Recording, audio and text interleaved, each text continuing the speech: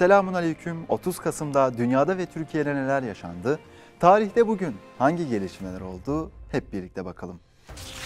30 Kasım 809. Abbasi Hanedanı'nın meşhur halifesi Harun Reşit, Ali Ez-Zebun tarafından hücuma uğrayıp gözlerinden yara aldı ve bu suikasttan bir gün sonra yaraları dolayısıyla hayatını kaybetti. 1534. Kanuni Sultan Süleyman, Abbasilerin eski hilafet merkezi olan Bağdat şehrine büyük bir törenle girdi.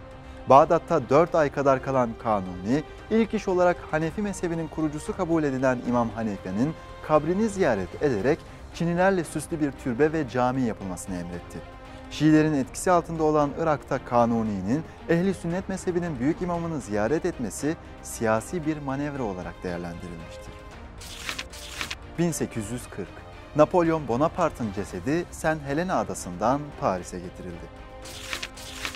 1925. Tekke ve zaviyelerle türbelerin kapatılmasına, türbedarlıklarla bir takım ünvanların yasaklanmasına ve kaldırılmasına dair kanunla salahiyetsiz sarık ve İslami kıyafet taşıyanların cezalandırılmasına ilişkin kanun kabul edildi. 1979. Kurumlaşmış ırk ayrımcılığı suçunun önlenmesi ve cezalandırılması uluslararası sözleşmesi kabul edildi. Türkiye sözleşmeyi onaylamadı. Özellikle Kürtlerle ilgili olarak ırkçı politikaların yürütüldüğü Türkiye'nin bu sözleşmeyi onaylaması bir yana 1980 darbesinin ardından bu yöndeki politikalarını daha da derinleştiriyordu. 1993.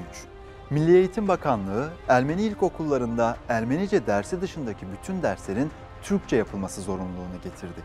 İnsan hakları ve etnik haklar konusunda gittikçe keskinleşen Türkiye, bu adımı bir yandan dünya çapında yükselen Ermeni muhalefete bir cevap olarak, diğer yandan da Kürtçe eğitimin yolunu tamamen kapatma niyetiyle atmaktaydı.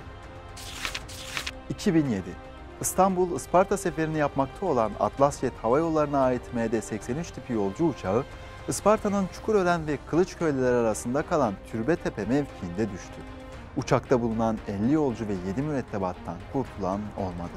Uçakta TÜBİTAK Araştırma Geliştirme Departmanı'nda çalışan bilim adamlarının da olması gözleri sabotaj ihtimali üzerine çevirdi.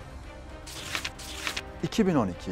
Mustazaflar Hareketi'nin öncülüğünü yaptığı partinin ismi Hür Dava Partisi, kısaca adıyla Hüdapar olarak kararlaştırıldı. 2012.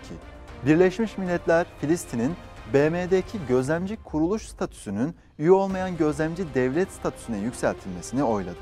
Filistin'in başvurusu ABD'nin karşı koymasına rağmen 138 evet oyuyla kabul edildi.